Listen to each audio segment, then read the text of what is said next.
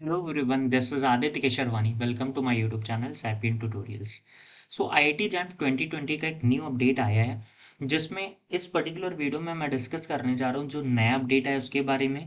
Counselling date announce हो चुकी है उसके बारे में आपको बताऊंगा कि आईआईटीज की काउंसलिंग कैसे होगी, एनआईटीज की काउंसलिंग कैसे होगी, क्या प्रोसीजर होगा, कब आईआईटी की काउंसलिंग होती, कब एनआईटीज की होती, कितने राउंड की होती, स्पेशल राउंड क्या होता है, इन सब के बारे में थोड़ा सा मैं आपको डिटेल बताऊंगा। साथ ही साथ इस पर्टिकुलर वीडियो में मैं आपको डिस्कस करूंगा required documents for counselling, so that कि जब काउंसलिंग स्टार्ट हो आपके पास ऐसा कुछ डॉक्यूमेंट्स ना हो तो आपको प्रॉब्लम मत फेस करनी पड़े बाद में। अभी से आप प्रिपेयर्ड रह जाओ, प्रिपेयर्ड रहो सो दैट बाद में आपको प्रॉब्लम ना फेस करनी पड़े। ठीक है। और कुछ स्टूडेंट्स को इशू था कैटेगरी चेंज को लेके कि कैटेगरी चेंज होगी नहीं होगी, तो उसके लिए मैंने एक सेपरेट वीडियो बना रखा है और यहाँ पे मैं आपको बताऊंगा कि कैटेगरी चेंज होगी तो कैसे होगी।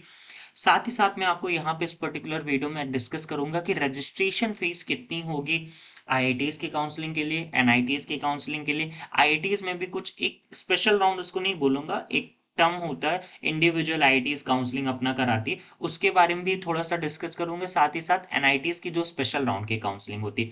तो सबसे पहले हम मूव ऑन करते हैं।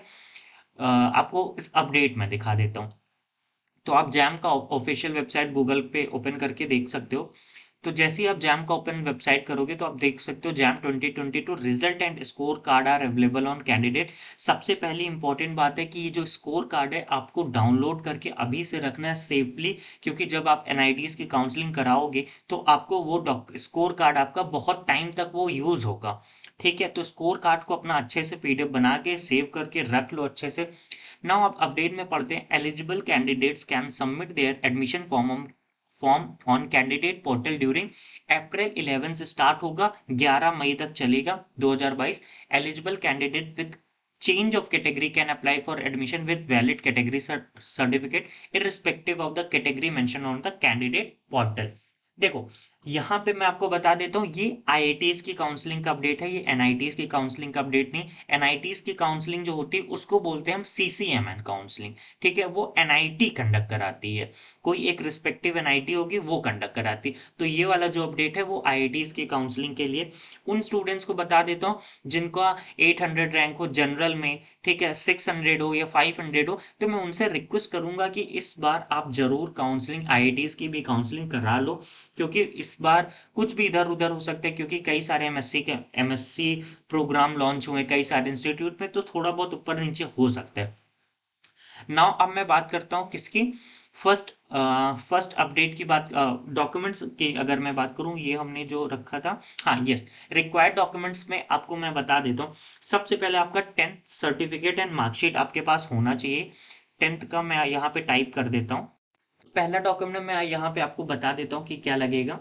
पहले डॉक्यूमेंट में सबसे पहले आपका फर्स्ट 10th का आपको सर्टिफिकेट एंड मार्कशीट आपके पास होना चाहिए। देखो, अब बहुत सारे स्टूडेंट ये सोच रहे होंगे ये सर्टिफिकेट एंड मार्कशीट अलग अलग क्या है। देखो, कई जगह क्या है, जैसे महाराष्ट्र बोर्ड की अगर मैं बात करूं तो उन लोगों को 10th का सर्टिफिकेट अलग मिलता है, मार्कशीट अलग मिलती है। अगर मैं यूपी के स्टूडेंट्स की बात करूं, जो स्टूडेंट यूपी से बिलोंग करते हैं उनको सिर्फ मार्कशीट मिलती है, उनका सर्टिफिकेट उसी में इंक्लूडेड होता है। तो अगर आपके पास दोनों है तो दोनों आपके पास रेडी रखना, वो लगाना पड़ेगा। साथ ही साथ 12th का भी सेम सिनेरियो है, 12th सर्टिफिकेट एंड मार्कशीट। अगर आपके पास मार्कशीट है, जो स्टूडेंट यूपी से बिलोंग करते हैं, कई जगह कई स्टेट में सिर्फ मार्कशीट मिलती है विच इंक्लूड सर्टिफिकेट ऑल्सो। ठीक है, अगर आपके पास डिफरेंट है, दो अलग अलग है, तो आपको वो तो चाहिए जी। थर्ड बात करता हूँ, आपको चाहिए होगा बीएससी का मार्कशीट। अब ऐसे स्टूडेंट जिनका जो पास आउट ऑलरेडी है, ठीक है, जो स्टूडेंट ड्रॉप आउट है तो उनके पास तो बीएससी का मार्कशीट होगा, बट जो बच्चे अपीयरिंग है उनको प्रॉब्लम क्या होगी। तो आपके पास जितने भी, अगर आपका ईयर वाइज चलता है तो आपके पास 2 ईयर का, सपोज दो सेकेंड ईयर तक का आपके पास रिजल्ट है तो सेकेंड ईयर, या अगर आपका सेमेस्टर वाइज चलता है तो 4 सेमेस्टर या 5th सेमेस्टर, जितने तक का भी आपको आपको उतने का क्या करना है, एक पीडीएफ में कंपाइल करके वो अपलोड कर देना है। जितने जितने सेमेस्टर तक का आपके पास है उतना आपको कर देना है। चौथा बात करता हूं मैं, आपको एक वहां पे अपलोड करना पड़ेगा self declaration certificate, self declaration certificate. ठीक है, सेल्फ डिक्लेरेशन सर्टिफिकेट क्या होता है कि इसमें क्या होता है कि आपको एक फॉर्मेट मिल जाएगा, ये जब काउंसलिंग ओपन होगा तो वहां से फॉर्मेट मिल जाएगा। वहां से आपको एक फॉर्मेट मिलेगा जिसमें आपको लिखा रहेगा, आपके एचओडी का साइन लगेगा उसमें, कि उसमें ये लिखा होता है कि आप इस इंस्टीट्यूट में पढ़ रहे हो, सो दैट कि एक कंफर्मेशन रहे कि आप इस इंस्टीट्यूट जो भी जहां से आप बीएससी कर रहे हो, तो उसमें आपको, जो बच्चे पास आउट हो चुके हैं उनके लिए सेल्फ डिक्लेरेशन सर्टिफिकेट नहीं यूज होगा, उन बच्चों के लिए है जिनका अपीयरिंग वाले हैं, सो दैट कि उनको क्या हो सके, सो दैट कि आईआईटी को पता चल सके कि आप इस पर्टिकुलर कॉलेज से पढ़ते हो, तो उसमें आपका अपना डिटेल भर के एचओडी का साइन लेना है, ठीक है, वो हो जाएगा। फॉर्मेट आपको काउंसलिंग जब स्टार्ट होगी वहीं से मिल जाएगा। पांचवी बात करता हूँ, अंडरटेकिंग फॉर्म बात करता हूँ। इसमें आपको अंडरटेकिंग फॉर्म भरना पड़ता है। अब ये अंडरटेकिंग फॉर्म क्या है, सपोज जैसे आपने बीएससी बीएससी का मार्कशीट 5 सेमेस्टर या 4 सेमेस्टर तक का इंक्लूड किया, तो 2 सेमेस्टर का भी नहीं है, तो उसके लिए आपको क्या करना पड़ेगा, एक अंडरटेकिंग फॉर्म भरना पड़ेगा, जिसका फॉर्मेट आपको वही वेबसाइट से जब काउंसलिंग स्टार्ट होगी वहां से मिल जाएगा, ठीक है। उसके बारे में कैसे क्या फिल करना है उस टाइम बता दूंगा।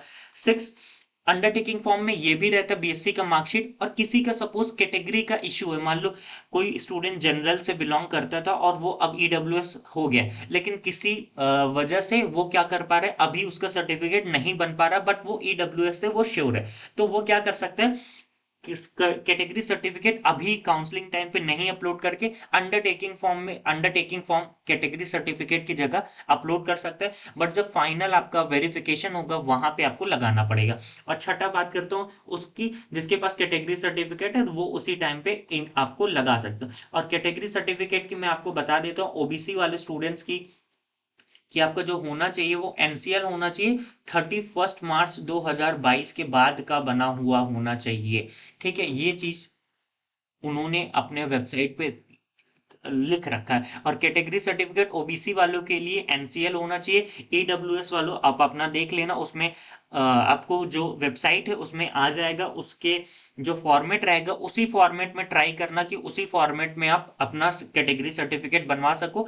अदरवाइज जो आप बनता है वो भी एप्लीकेबल होता है, बट ट्राई करना कि जो कैटेगरी सर्टिफिकेट वो बनवाना, जब काउंसलिंग स्टार्ट होगी उनका एक अलग से फॉर्मेट होता है, उस फॉर्मेट में आप बनवाने का ट्राई करना। तो ये सारे डॉक्यूमेंट्स आपको अभी से अपना रेडी करना है, बाकी फोटो सिग्नेचर ये सारा तो वो तो कॉमन बात है, ठीक है, ये सारे डॉक्यूमेंट्स हैं। अब मैं थोड़ा रजिस्ट्रेशन फीस की अगर बात करूं, तो लास्ट ईयर, इस साल का अभी मैं एग्जैक्ट नहीं बता सकता हूँ, बट लास्ट ईयर जब मैं 2020 में अपीयर हुआ था, तो आईआईटी की काउंसलिंग के लिए, आईआईटी की काउंसलिंग के लिए तब 600 फीस थी, और वही सीसीएमएन के लिए काउंसलिंग के लिए 2500 रुपीज थी, ठीक है, ये था सिनेरियो।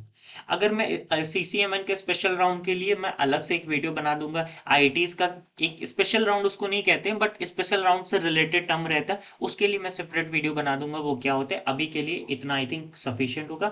बाकी किसी को कोई अलग से इंफॉर्मेशन चाहिए होगी तो वो कमेंट कर सकते हैं। अभी भी मैं कहता हूँ बहुत सारे स्टूडेंट, प्लीज आप सब क्या अप्लाई करो, इंटर्नशिप के लिए अप्लाई करो। मैंने ऑलरेडी 2 इंटर्नशिप बता रखी, प्लीज प्रीवियस वीडियो जाके देखो, आपका बहुत फायदा होने वाला है, ठीक है।